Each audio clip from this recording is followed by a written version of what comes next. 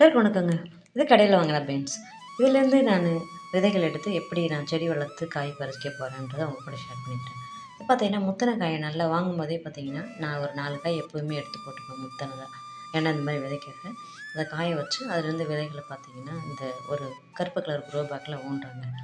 இது இது முளைக்க வச்சு ஒரு 5 நாளில் முளைக்க ஆரம்பிச்சிருச்சு. இதில் ஒரு 3 செடி முளைச்சிருக்கு பாருங்களேன்.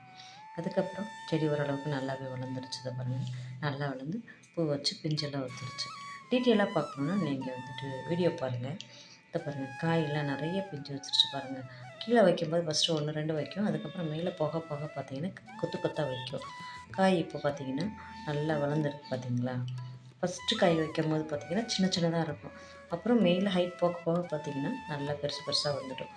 இது மாதிரி நீங்களும் ட்ரை பண்ணி பாருங்கள். இந்த பதிவு பிடிச்சா லைக் பண்ணுங்கள், ஷேர் பண்ணுங்கள், மறக்காமல் சப்ஸ்கிரைப் பண்ணுங்கள், நம்ம சேனல் சப்போர்ட் பண்ணுங்கள். ஓஹா.